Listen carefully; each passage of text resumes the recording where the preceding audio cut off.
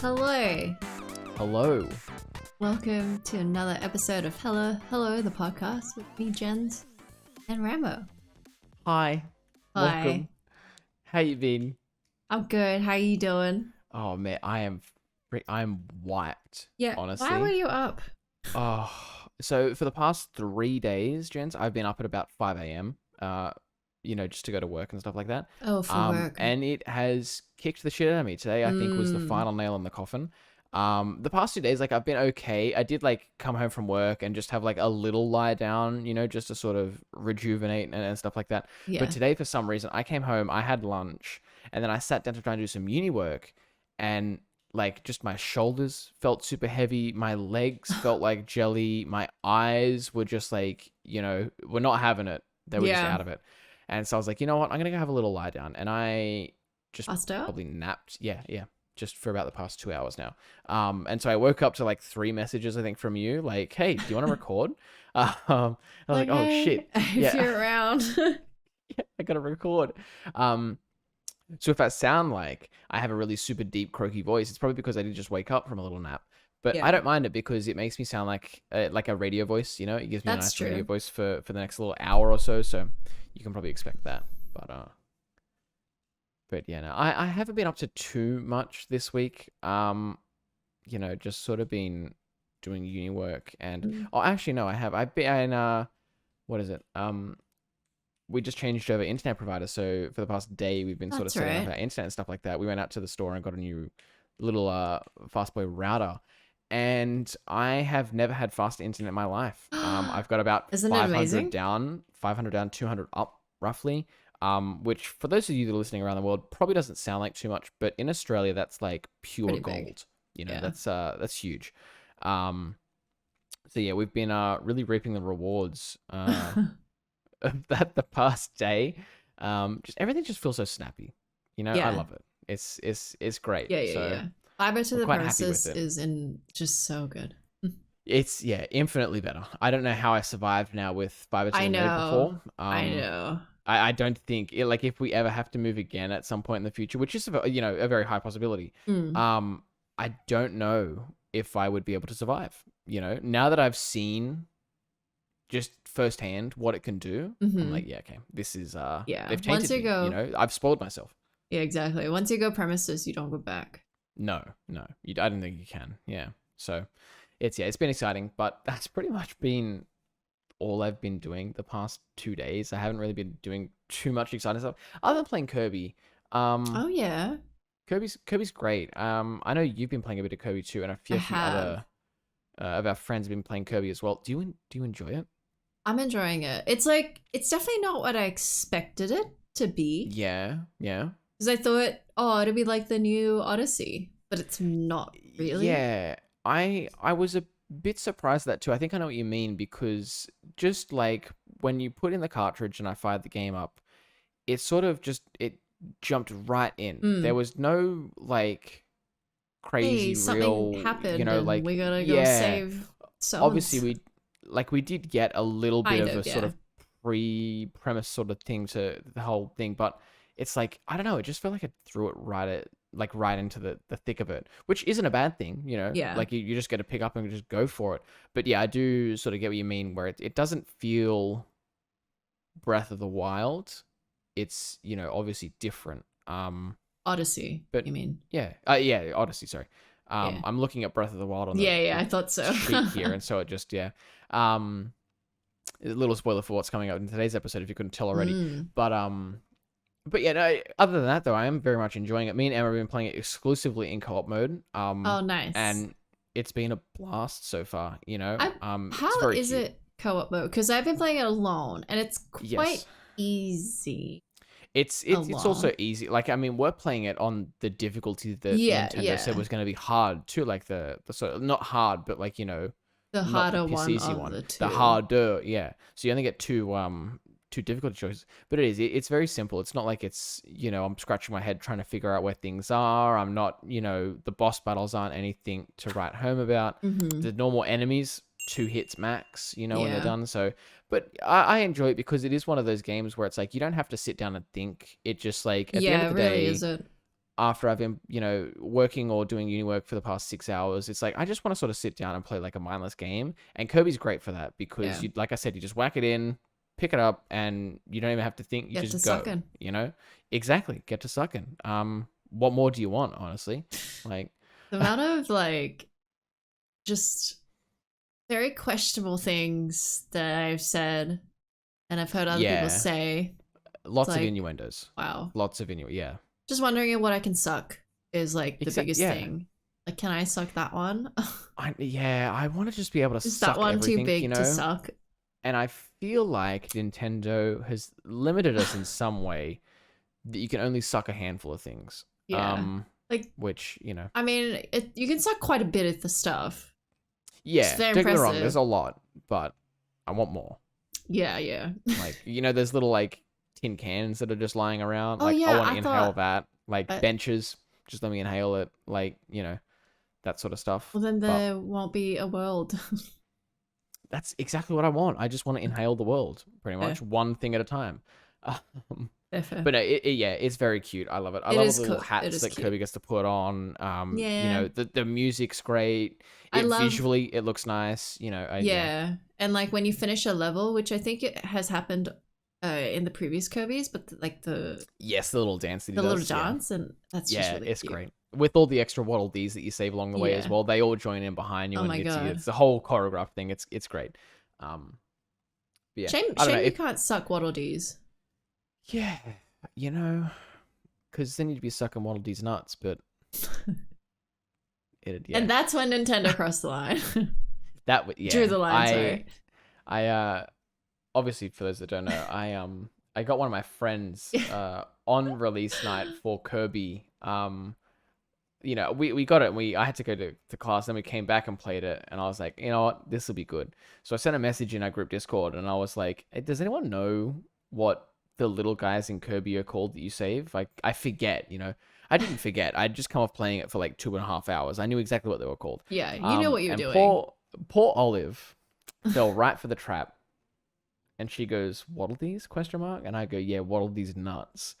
And she hasn't spoken a word to me since. It's been about a week now. I don't think she is going to talk to you anymore. Which is, what? Fair enough. Fair enough. Yeah, all the power to her. I actually feel like I deserve it. It was a low blow, but I'll take it. I mean, it worked. It worked. Yeah, that's it. Someone fell for it. I didn't know who was going to fall for it, if anyone, but I'm glad Olive did because me too. I was anxiously waiting for a reply. But yeah. Anyways, other than that, have you been doing anything much else other than playing Kirby? I've been playing. I picked up Ghostwire Tokyo. Holy shit! I did see that notification. Yeah, it is so cool. Yeah, I would recommend. What's this one about? I feel like I get this one confused with another Ghost game that came out not too long ago about like parkour. No. Oh. Parkour. Yeah, it was like it was a run and gun. Ghost Runner. That's the one I'm thinking of. Oh, Ghost Runner. And I feel like when I heard everyone talking about this game, I was like, didn't it come out like 2 months ago? What am I? Is something going on? So this is like completely different, and I didn't really know very much about it. I got gifted a code, and so I was like, yeah, I'll try it. Yeah, we'll check it out. Yeah, it's so like. It's like this paranormal Japanese. It's very Japanese, but in the coolest sense. It's almost like Death Stranding, but quicker. Yeah, okay. Yeah. And like part of it reminds me of Assassin's Creed because it's open world and you travel between shrines that you need to cleanse from these like yokai, these ghost things, which manifest in like so many different forms. The main ones you see is basically Slender Man and a headless schoolgirl. classic Oh, Japanese cool. stuff. Yeah, like Japanese horror type thing. Yeah. Interesting. And so like at the start they throw you in like these visuals because you're trying to learn what's happening, and it just like it's so artistic in like the way that Death Stranding is, and I think it's gonna be up your alley maybe. Yeah, It's I mean, very just from cool. what you described, I'm like, Because I know you haven't sounds seen. sick. I'm kind of on board. You haven't Like, seen it. no, I was at, I forget where I was. I didn't have internet. I was setting Yeah, all I the think your internet up. I think internet died. yesterday or the day before when you were streaming, because I saw the notification come through, and I'm like, look, if I am gonna be without internet for a day or two, I better not just like watch Twitch for 4 hours. But yeah, that's interesting. I might have to add that to the list and pick that up because that sounds sick. Look it up because it's really, really fun. It was like way more fun than I actually expected it to be. Yeah. And it Did you didn't get get it me on? sick. Did you get it on PC or did you get it on PC. PlayStation? Okay. But That's my reckon never-ending PlayStation battle. I was would be gonna pretty say good. it's my never-ending battle at the moment is these types of games that aren't multiplayer or anything like Yeah. that. Do I get it on my PlayStation or do I get it on my PC? Because like, it's first person? First I'm assuming person. then. Okay, see that now leads me to believe that I want to get it on PC PC. because But then every time I pick it up, I'm like, oof, yeah. But then like I was like, oh, maybe I should do mouse and keyboard, and none of the settings was like mouse settings. It was all controller settings. Okay. So I was like, oh, what do I change for mouse sensitivity? And I just couldn't work it out. So I feel like it's Interesting. kind of like forcing you to use a controller. But maybe look into that. Because it is first person. I might look up some gameplay that you did from the But it's VOD or really whatever, and cool. just sort of see what it's like. Okay, Really yeah. cool. I'll have to do some research, I think, later. Yeah. Very Japanese, love it. But yeah, that's pretty cool, much what I'm down for. it. Yeah. I have been watching Halo, the TV series, which we won't really talk about because you haven't seen it, and I don't think a lot of people have because it's on Paramount Plus. Can you just give me your like tertiary thoughts without any spoilers of is it worth it? Because like I've never been the biggest Halo fan, and so I know that a lot of people out there have been, after this sort of show, like a big production live action Halo show or TV series or something like that. That's just different from the games, because I think we've had the games, I think we've had some comics. I think there's been an attempt at a Halo TV show before in the past. Oh really? Which I don't think came through or was like just very poor. So this is like the sort of the brightest hope that a lot of Halo fans have had for a TV show because it is such big production. I think it's got Steven Spielberg behind it. Like it's got some names behind it. So it's got some names, yeah. Yeah, just give me your thoughts because I have seen some people sort of on the fence about it and a bit like, for either side of the fence, I guess. And especially maybe coming from you, like a non-Halo fan too, that doesn't have like, all the years of Halo knowledge behind you, just at face value. What'd you take of it? Like, yeah. I enjoyed it as a non-Halo like person at all. I didn't grow up with it. I don't know the lore. Yeah. You've played some of the games, but very touch and go. Like, I just know that there is Master Chief, who is called John, and that's kind of all I know about it. Okay, well, that's, and the game where, the shield noises, I know some of that. Yeah. But, so, apparently, the people who made this didn't even play the games either. Yes, I did see that. Can be a saving grace, I think. It's very early to say. Because there's only one episode. I have seen some arguments both for and against it. I'm sort of more on the for camp for that, just for the fact that my understanding of this show is that it's not based on any of the games at all. It's just based on the lore that they were given. It's called I think they're calling it like the Silver Timeline, or they've got some special name for it. Which they're, it's considering it's non-canon, so they're not following any of the existing canon that's been created in the Halo universe, I'm sure. And so that's why I'm like, maybe it's a good thing they didn't play the games, or like they said that they didn't play the games, because then as much as you're not going to like pull events that happen straight from the game and stuff like that, maybe initially in the back of your mind, subconsciously, you might accidentally do some things that you've already seen in the games and stuff like that. And it might sort of taint that whole not wanting to do the canon universe thing. So I think maybe it's a good thing they didn't play the games. Yeah, I know that rubbed a lot of people the wrong way. Yeah, probably the big Halo fans were a bit I irked think at so. that one. But I think like me not being a Halo fan, I'm like, you know what? I don't see the big deal. So same. I don't see the big deal at all, and I think maybe it's actually a good thing because all games that have been made into shows usually don't do very well. Yeah. But the visuals are very cool. Lots of CG, which is obviously typical. Yep. What else? Yeah, I don't know. I need to know more, but it's quite like the first episode was definitely not what I was expecting in terms of the tone of what they were going for. I have heard that it's a bit, it's kind of not aggressive, but like it's pretty a bit violent. aggressive. It's pretty, it's quite violent. Like it's not what you would expect. Like obviously the Halo games are like M-rated shooters and stuff like that. Yeah. So you know they're not like what you're gonna put on for grandma to sit down and enjoy. But like I've heard that apparently the tone is turned up to 11 in the first episode. Just from some of the things that people have never seen before. So that's kind of cool. You know. Yeah, I don't know. I don't know if it's worth subscribing to Paramount Plus just for the show. Yeah. Maybe if the show finishes, you can do a trial and binge it. I was gonna say, I feel like that's my plan. Is I'm gonna wait, the however many episodes they're gonna bring out for season 1, and I think I'll do a trial at the end, and I'll just blitz through it as best I can and sort of get a taste for it. And if you like it, then you can subscribe to 1 month or whatever. And if you didn't finish it.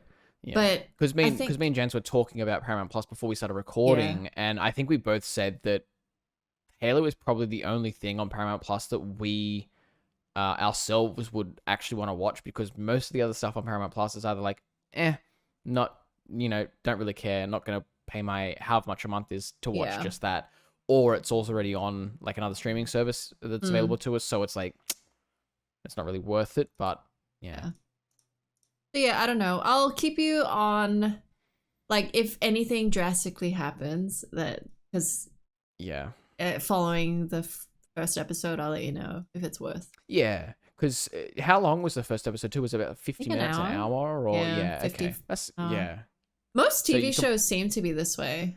I was gonna say all of these big budget ones these days that are coming out are roughly around 40 to 50 minutes. Other than some of the Disney Plus ones, which have been around like half an hour and stuff like that, or a bit less even. But yeah, okay. I'll have to keep my ear close to the ground, I think, with this one, because I'm still on the fence about it. Like, I'm not sold, but yeah. I am obsessed with Severance, and you should definitely watch it. Where have I feel like I've heard Severance before? Apple TV. Probably me. Okay, I was gonna say probably your. It's definitely me. People to watch it. Yeah. Okay. It is so good. It's sci-fi. It's probably up there of trying to be my, like, the best sci-fi I've seen of late. Oh wow! Okay, that's a bit cool. Very, very cool. Like the ideas. Interesting. See, what are we watching at the moment? I don't know if there's anything that we are specifically watching, just because we haven't had the time. Yeah, we've been going on a Louis Theroux binge a little bit, but that's an always. That's thing. like every day. Always have that. Yeah. No, there's nothing that we have. Maybe you can fit something in, other than again, a little spoiler for what's coming up later. But there is a TV show that's coming out at some point very soon. Excuse me, you have time and you haven't been watching Arcane? Which one? No. Oh, wow. No, I've been busy with that one. Sorry. That one, yeah. Anyway, should we start the news before I get mad at you? Let's jump into the news. A bit of depressing news to start us off this week, Jens. Kind of unsurprising to some. I mean, like I didn't fall out of my chair this morning when I read this, because I was like, you know what? It could have gone either way. Yeah, everything's getting delayed. It could have gone either way. But unfortunately for all you Zelda fans out there, Breath of the Wild 2 has been delayed to spring 2023. Spring break. Is that Australian spring, or is that US spring? No, that's US spring. I was going to say, so it's our autumn then that it's been delayed to. Yeah. And again, it could be delayed even more. Yep. But Nintendo did drop like a little, like I think it was a 2-minute long video this morning, just from the director, who was, I'm going to quote here. He says, "For those of you that have been looking forward to release this year, we apologize. The adventure in the sequel will take place not just on the ground as in the previous game, but also in the skies above. Ooh. However, the expanded world goes beyond that, and there will be an even wider variety of features you can enjoy, including new encounters and gameplay elements." And that's probably why there has been such a delay. It's because they're not just sort of copy pasting Breath of the Wild and like maybe making expansion to the map and, you know, adding some new characters here and there. They're adding quite a bit to it, you know, and obviously you've got to sort of wrap your head around all the gameplay, you know, the new development styles that you got to sort of take on, I guess. So it's, and Anuma also said that the delay was necessary to make sure the game's experience is something special for players. And he goes on to say the entire development team is continuing to work diligently on this game. And that was one thing that Emma commented on, because Emma's probably her favorite game, I think, would be Breath of the Wild. She played the shit out of that game. And so she was like, you know what? I get it. I'm not mad. I would prefer this, I think she said, you know, to quote Emma. She would prefer this than them sort of pumping out a half-assed, you know, sort of sequel, which I didn't expect the Nintendo to do anyways. I feel like even if we got to like, you know, November sometime and release was in December and they announced the delay then, you know, people still wouldn't be that mad, because I feel like at the core, a lot of people just want a polished game. And I do think Nintendo as well, being such a big studio, wouldn't, you know, hand out, or that I haven't really seen them hand out like such poor quality games in the past. I feel like they've always been of a certain level, so they do have, they would have delayed it anyways, you know, high standard, I guess, with their games.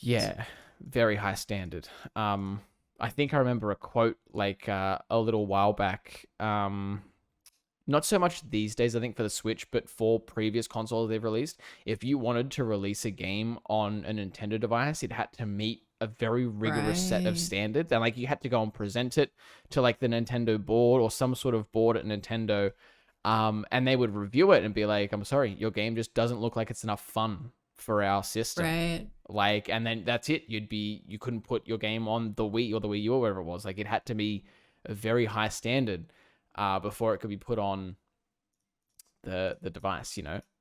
Which again, I don't think these days they follow that much, because they put so much shit on the Switch that there's just like, if you go to the Switch store, there's just so much junk on there, like that doesn't look like it fits. They need filler. Then they've definitely got filler, especially for their subscription services. It's like you might as well add it to satisfy, but whatever.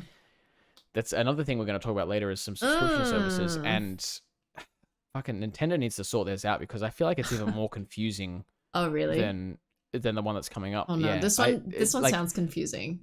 It's confusing, but like the fact that Nintendo DLC, like their online thing is so you can get the stock standard online. You know, you get access to the old gameplay library, but only the SNES and NES ones. That's it. You only get the basic one.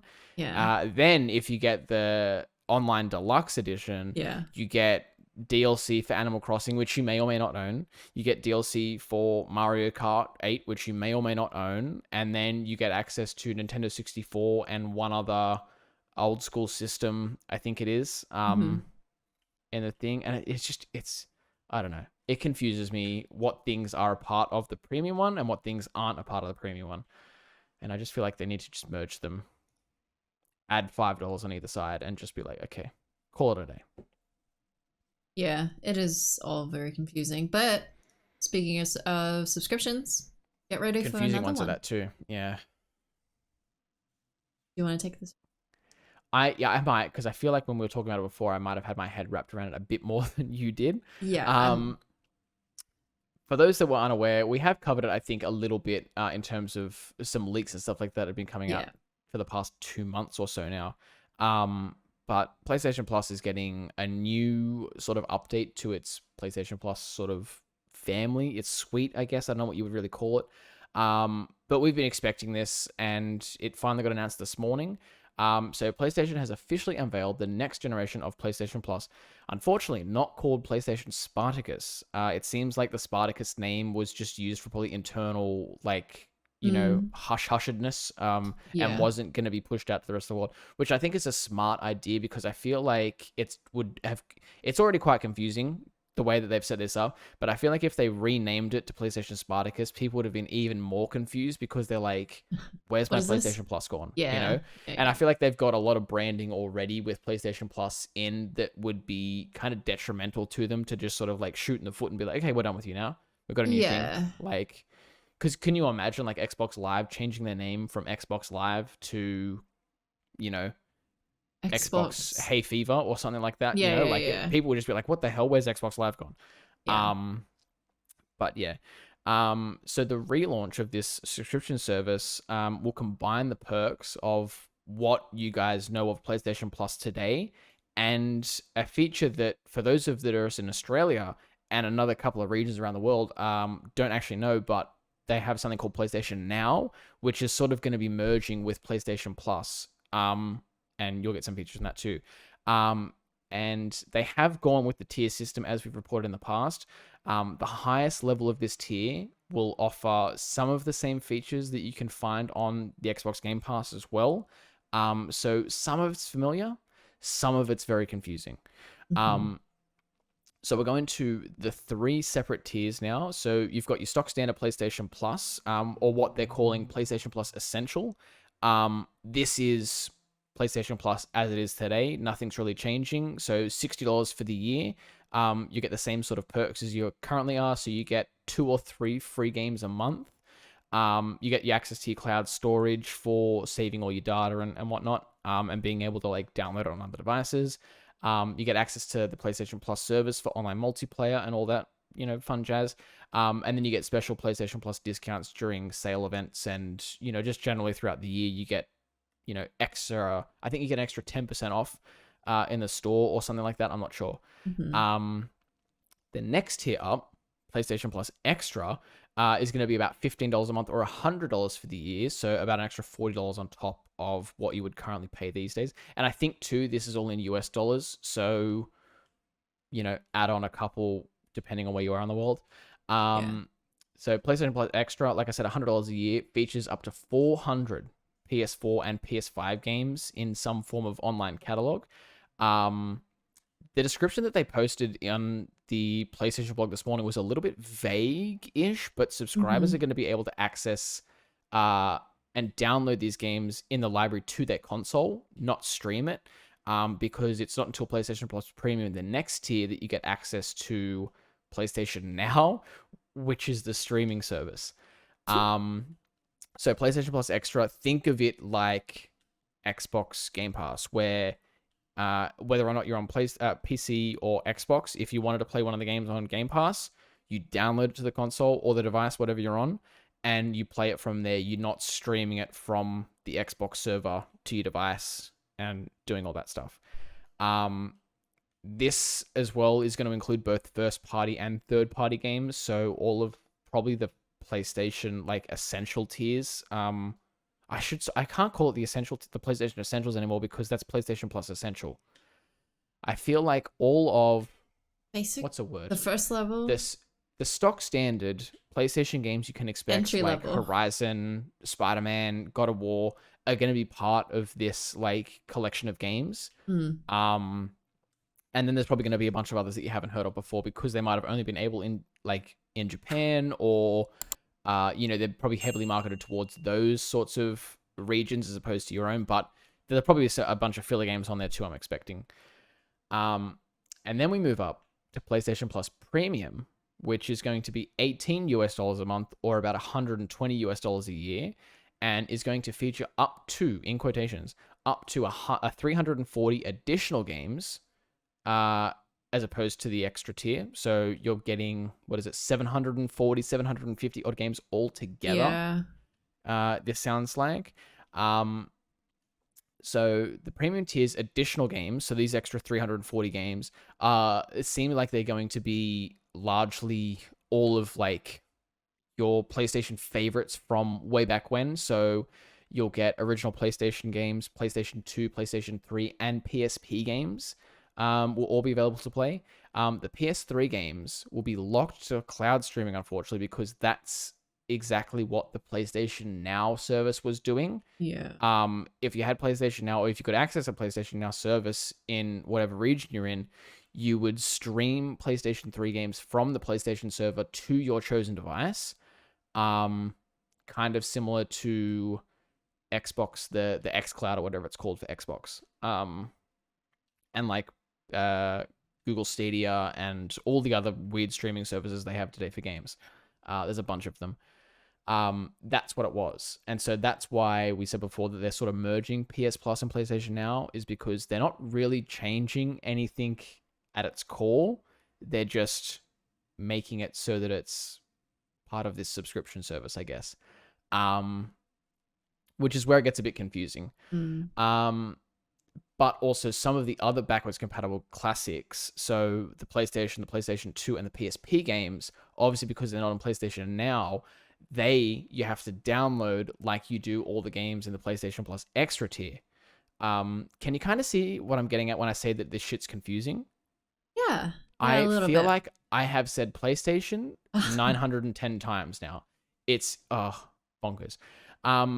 Going on though, all 3 subscription tiers are going to be available on both PlayStation 5 and PlayStation 4. Sorry, I don't know why I said that so weird. Though PlayStation 5 users are going to get access to more games. For whatever reason, I guess if you're lucky enough to get your hands on PlayStation 5, you get even more benefits other than just owning a PlayStation 5. You also get more games. PlayStation has confirmed that a handful of PS4 and PS5 games that are going to be available in the Extra and Premium subscribers at launch are going to be Death Stranding, God of War, both the Spider-Man games, so original one and the Miles Morales one, Mortal Kombat 11, Returnal, which is the PS5 exclusive that came out just probably a couple of months back now, which is a very good game. I'm very excited for this, actually. I've been waiting to play this, but it was so expensive at launch. It was $130 or something like that at launch. And I was like, God damn. So I was waiting for a decent sale, but this might be a good option. Alternatively, is just, getting it on the Game Pass thing for PlayStation. Going on again, even more news. I'm sorry, this is so much stuff. But PlayStation Plus Extra and Premium are going to be available in Asia first, and then it sounds like North America and European users are going to be able to subscribe sometime in June, or a little bit later after sort of the Asian continents get it. And then for us down here in Australia, I sort of referenced this a little bit earlier, for us down here in Australia and a couple of other regions, there's going to be an extra 4th tier. So sort of like there's 3.5 tiers in a sense. Yeah. But this extra tier is going to be called PlayStation Plus Deluxe, because here in Australia, like I said, we don't have access to PlayStation Now. So we'd miss out on basically the sort of one feature of the PlayStation Plus Premium tier that everyone else would be able to access. So basically, this PlayStation Plus Deluxe tier is the premium one, so $18 a month or around $120 a year. This will change though, because they have said that they're going to reduce the pricing of it a little bit to make up for the fact that we don't get access to the PS3 catalog. So it'll be a little bit cheaper. It will have not up to 340 games, probably a little bit less, because it's, like I said, getting rid of the PS3 games, but we'll be able to just download the PlayStation 2, and PSP games to our devices. And at some point, I think Sony said as well that they will be rolling out PlayStation Now globally. And so we'll probably at some point in the future get access to what should be PlayStation Plus Premium. Yes. Hopefully. Who knows? But we'll just have to wait and see. So yeah, that'll be in Australia and a couple of other regions too. Basically, if you're in a region that doesn't have PlayStation Now, expect to get PlayStation Plus Deluxe instead. Yeah. That's pretty much, yeah. That's finally pretty much it in terms of all the news for this, this new change to PlayStation Plus. I'm kind of sick of saying PlayStation now, Jenz. I don't think I want to say it again for the rest of the week. It's a really big mouthful. I mean, Xbox Game Pass, it's probably still a mouthful, but I don't know. It's just, it rolls off the tongue easier. It feels like it rolls off the tongue a bit easier, yeah. Yeah, when you say the 3 Ps of PlayStation Plus Premium, 9 times, that's what it is. it's a bit much, It's a bit much, yeah. Are you gonna get this? I mean, like I said, it is very tempting when you see games like Returnal, Death Stranding, obviously Spider-Man. I love Spider-Man. Yeah. Like, when seeing that sort of caliber of games as well, because they're not like just shit, poor quality, like, pumped out games from studios that are like, we just want a quick buck. They're high quality games that a lot of people love, Yeah. God of War won, I don't know how many Game of the Year awards. Marvel Spider-Man, you ask any sort of Spider-Man fan or, superhero fan that's played it, one of the best superhero games of all time. Returnal got rave reviews when it came out. So there's a lot of high quality stuff in there. And that's just 6 of the, probably hundreds of extra games that you're going to get in this, new update. So there's probably a lot on offer. It'd be nice to see the full list. Yeah. But I guess, with all this sort of rolling out around June sometime this year, we are still a couple of months away. It does probably give them time. I'm assuming they might not have a finalized list. They might be still waiting to get some paperwork back from some developers or some studios and things like that to be like, yes, your games can go like on this service and yada yada. So probably closer to June, we'll get a finalized list or maybe just a more like a broader list of what we can expect to see. But yeah, I mean, I don't know. I might get it for like a month or two just to see how much I do use it and utilize it.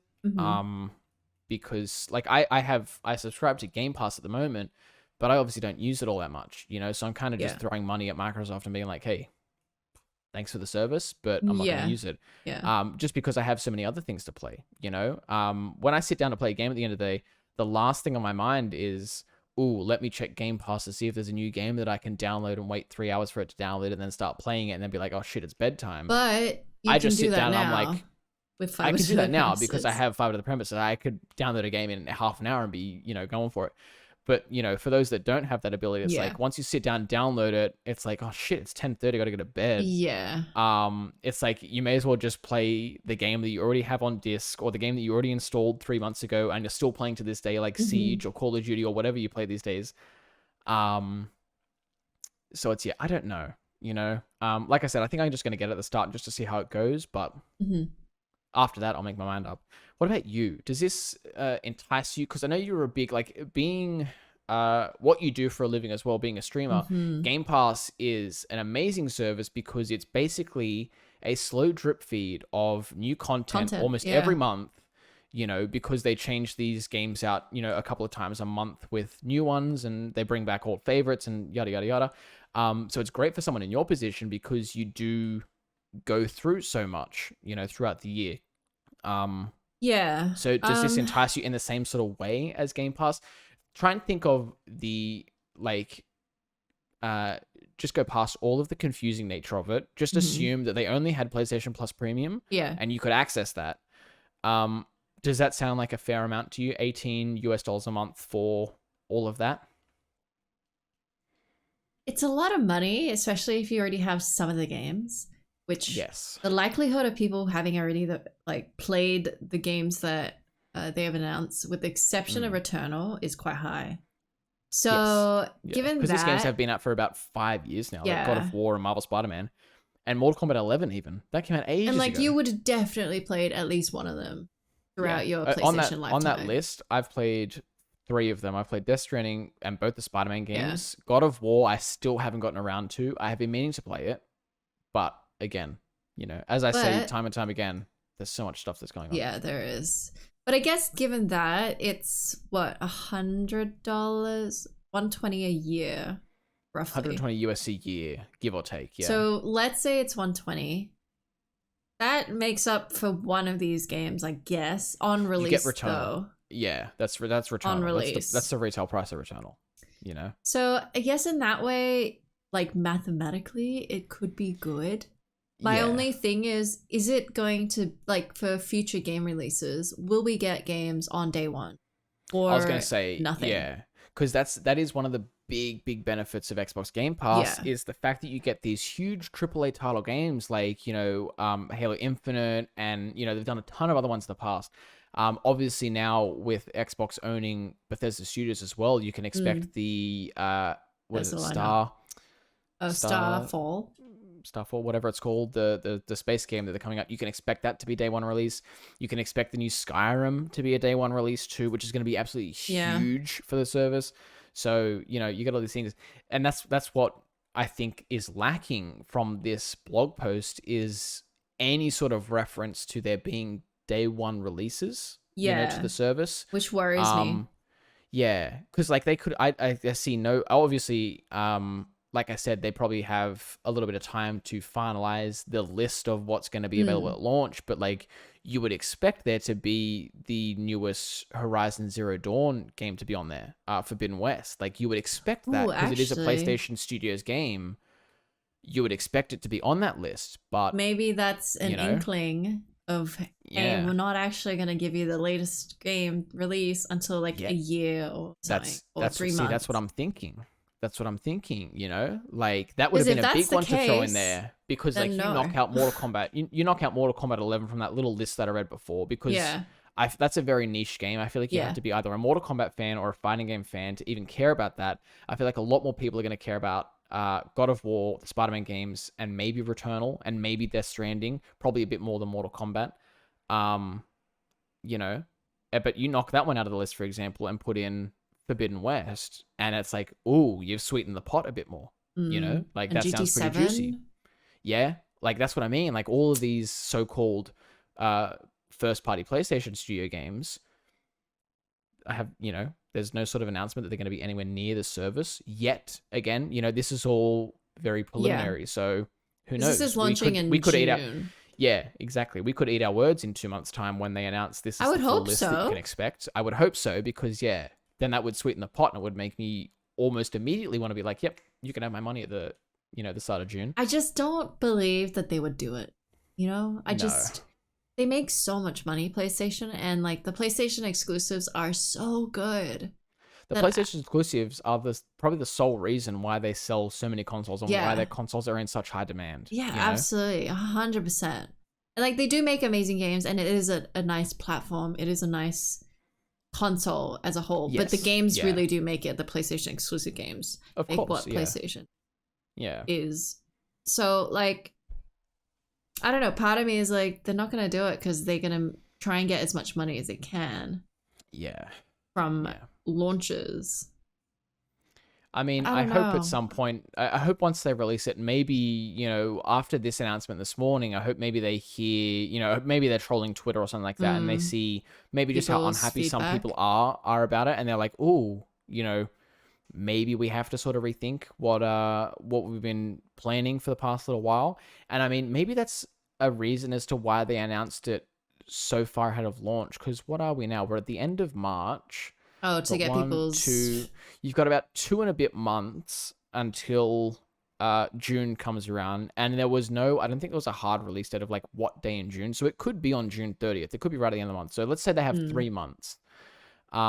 They could very easily, you know, finalize a larger and juicier set list of games that are coming to it. They could finally announce that you might be getting day one releases, not from all studios. I don't expect them to drop all of their... you know, latest and greatest, huge, you know, AAA games on there. But, you know, a couple every now and then would be great. But yeah, maybe some things to sweeten the pot, to maybe make it more in line with what players already know of Xbox Game Pass and some of the other, like, you know, streaming services type things that are out there. I actually think they're not going to do it. Now that I've just thought about it. I don't see Sony as a company doing something like that. I feel like they're very traditional, you know, and like in how they conduct business. We pay $80 a year. I think it's $80 for PlayStation Plus, the stock standard PlayStation Plus, or what's PlayStation Plus we need Essential it now to play online multiplayer, right? Exactly. Yep. Yeah. So you're making people pay $80 a year, and you're not giving them the latest and greatest games. Like people are buying games on top of that. What's it? Let's say. You get free games a month, but like, what's Game Pass? Game Pass is it $12 or is it $15? I think it's $12. Like, I think it's like 14 something a month, something like that. Anyways, let's just say it's because again 15. we are I'll look it up. We are shitting on the plan, like the tier sort of thing, but Game Pass does also have tiers. So you get you $15.95 get Game Pass a Ultimate, month. but that's Game Pass Ultimate. So Yes. So for PC, it is $10.95 a month, which is a steal. That's crazy. Damn. Okay, $10.95 times 12. So you're paying $131.40. I think that's Australian as well because I'm accessing xbox.com/AU or whatever. Okay. So that'll be local pricing. $131.40 Australian for hundreds of high quality games on PC, new games added all the time, and game release, Xbox Game Studio titles the same day as release. So they do Xbox even put that in as a dot point here, and you get member discounts and deals on what do you call it? Like other store purchases and stuff like that. And Jenz, and it includes EA Play on top of that. Oh, really? So you get access to all. Yes, so you get access to all of the Electronic Arts titles that are part of EA Play as well. Which, in some way, there's not that many amazing games on EA Play. There are a handful, but 90% of it is like NHL 2022, FIFA 2022. You know, like all of the sports games and stuff like that. And then there's like, the Star Wars games. There's a couple of other ones, and there's like, so that's not the biggest draw to this, but. Yes, for $10.95 a month, you get all that. And then if you want the $15.95 a month, this is probably more aimed at, what do you call it? Console players, because you get Xbox Live Gold included in this, which is lets you play games online. So that $10.95 a month was strictly for PC gens, I should say. Right? It says there is standard also console only version, which is so there is also one for $10.95 a month on console, and that's you get the same same thing. You get the exact same things. You don't get access to EA Play, and you don't get access to Xbox Live Gold. So whilst yes, you can download the same hundreds of high quality games and get all the new titles and the Xbox Game Studios titles day one release, you don't get to play them online. Yeah, which is the thing you kind of need.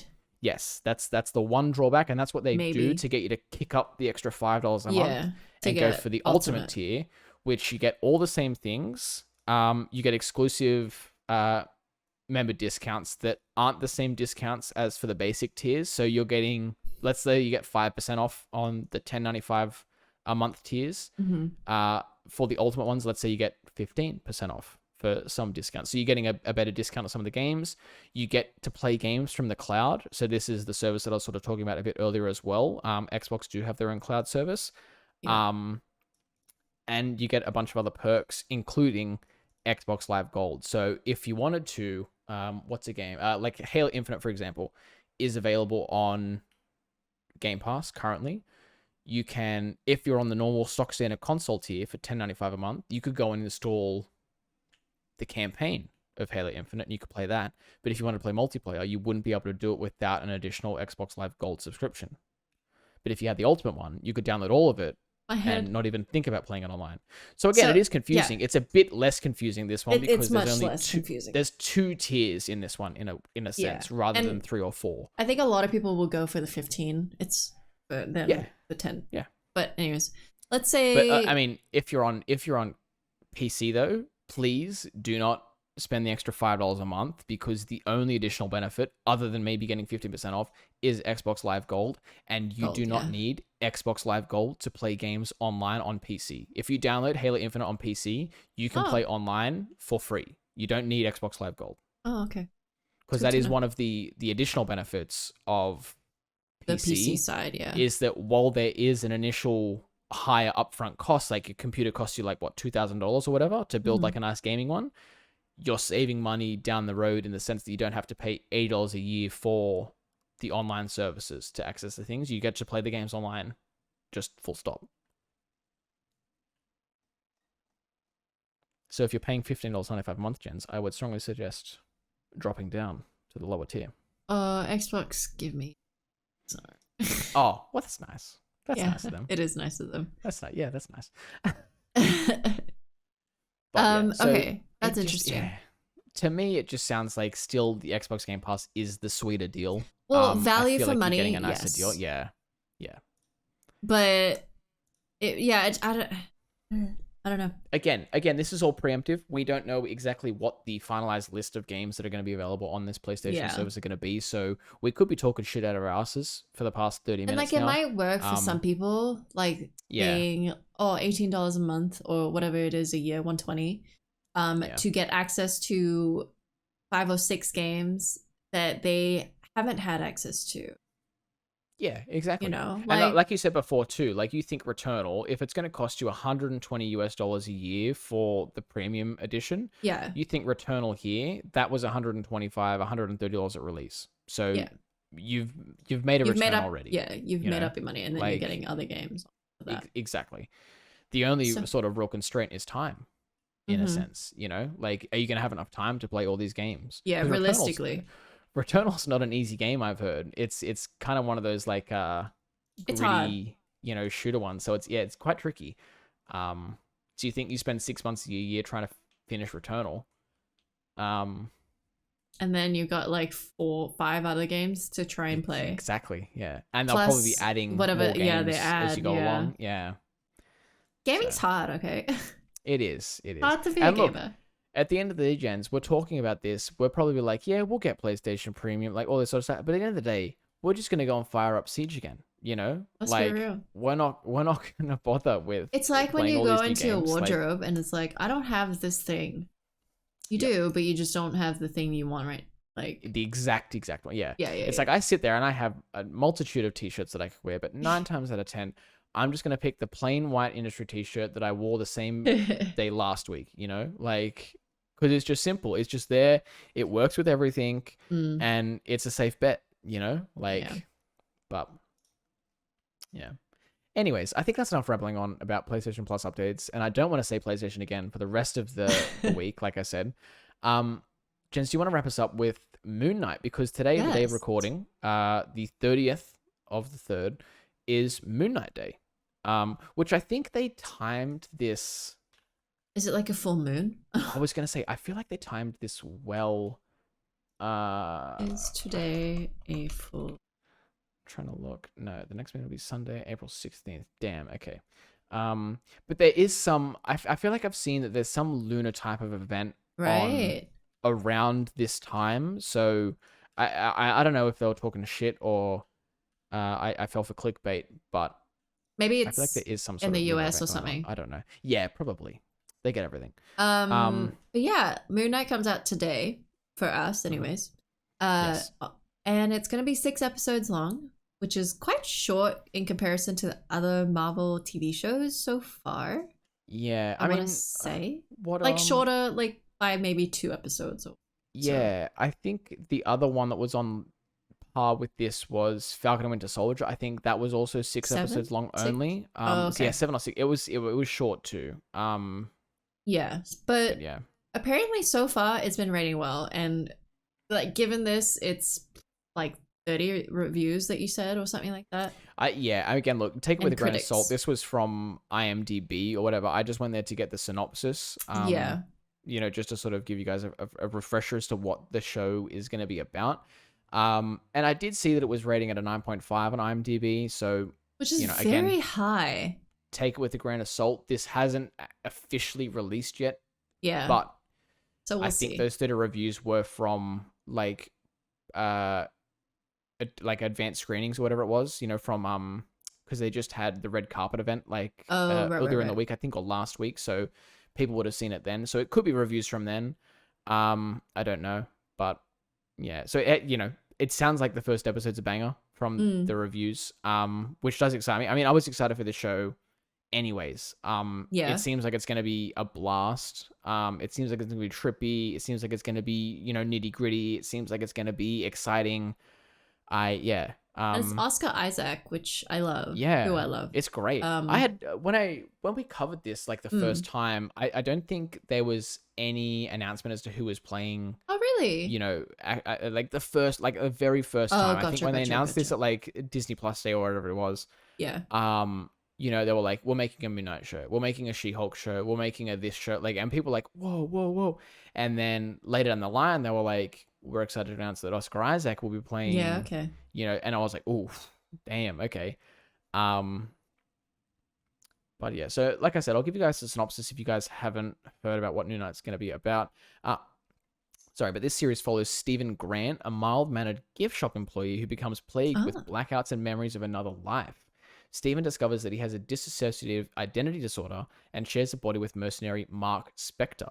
As Stephen / Mark's enemies converge upon them, they must navigate their complex identities while thrust into a deadly mystery among the powerful gods of Egypt.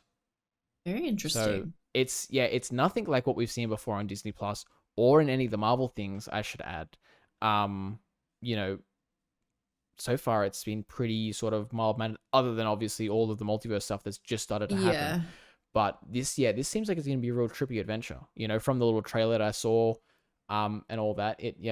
So cool. I'm very excited for this. I'm down. I think as soon as, it's 6:00 now here where I'm recording. Oh yeah. So I think the episode's live. I think honestly we might go after this. I'll download the video file. I'll go and put dinner on and then watch it. I think. Yeah. I think before editing, honestly, maybe after editing. I don't know. See how you feel.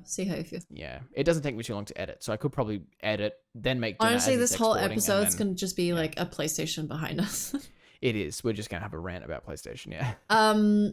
Yeah, I don't know anything about Moon Knight. I've actually never heard of Moon Knight. I'm not that kind of Marvel fan. Never read the comics. To be fair, like, I'm a relatively big Marvel fan too, and like obviously I've heard of Moon Knight, but I've never read any of his stories. Right, I've never seen him in any of the like comics that I've read. This will be my first real interaction with the character, as I'm sure it is for a lot of other people, which I think is why I'm so excited, is because like, and I'm sure there's been, I think I've heard there's been plenty of like very exciting and very worthwhile Moon Knight stories that have been written. Okay. Already, obviously, they wouldn't be making, I don't think, a TV show about him if he didn't have, true. A really cool background in terms of, the comics and all that already. But I feel like this is going to be the catalyst for me wanting to learn more about the character and explore the comics more and more. Because up until now, there hasn't really been any other, like, catalyst or event for me to be like, you know what, I might check out Moon Knight. Other than maybe some people on like comic book blogs being like, wow, this latest issue of Moon Knight was great. I really love what they did. Like, other than seeing, some positive reviews for it, there's nothing been that's like pushed me in the direction of like, check out Moon Knight. But this I feel like is going to be the catalyst. But yeah, and this is what I'm excited with a lot of these Disney Plus shows that are coming out, because obviously we're getting Moon Knight, we're getting She-Hulk, which again, probably a lot of people haven't had an interaction with. We're getting Miss Marvel coming out soon as well, which again, maybe not a lot of people have an interaction with. So it's a very exciting time to be not only a Marvel fan, but just like a comic book fan in general, because they are finally starting to branch out from like the big five of Spider-Man, Iron Man, Captain America, and they're getting into some of the weird and wacky corners of all of these universes. Which is where some of the real gems are, I feel like with some of those bigger characters, they get like overwritten a lot, because there's been so many iterations of Spider-Man. There's been so many iterations of Iron Man that at some point you just sort of get a bit like, it's enough, and you just want something a bit different and something you've never seen before to really just like cleanse the palate and be like, damn, this is why I love superheroes content, like, so... yeah, I'm excited. I'm very excited for this. Yeah, me too. And like you said, too, it's Oscar Isaac, so like I'm excited for that part of it as well. Oscar Isaac's great. I love him. Very cool. Yeah. Yeah. We'll let you know about our thoughts every episode from following this one at the end. Yes. Yeah, we are going to go back to doing, for this show at least, and maybe some other Disney Plus shows throughout the year, like weekly recaps on the podcast. We might do like a final big thoughts thing on the blog at some point, once it all comes out, but we'll give you our thoughts on episode 1 next week. Yeah. Next week, yeah. And then also as well, keep your eye on the blog too, because at some point soon our Batman review will go live. We are in the process of writing that up a little bit, so hopefully sometime this weekend, if not very early next week, it'll be up and running. But yeah, I think that's it for this week, though, gents. My throat is getting a little bit sore from all the ranting about PlayStation. So I think I might have to call it there. But was there anything you wanted to add on before? No, except PlayStation Plus Premium. Thank you for that. Yeah, no, nothing from me either. Pretty exciting episode this week. You know, a lot of PlayStation-ness. Hopefully, they listen to the cries of the fans, and make some little tweaks and changes. But yeah, as always, thank you guys for listening. Thank you guys for watching, and we will see you all next week. Bye-bye. Bye.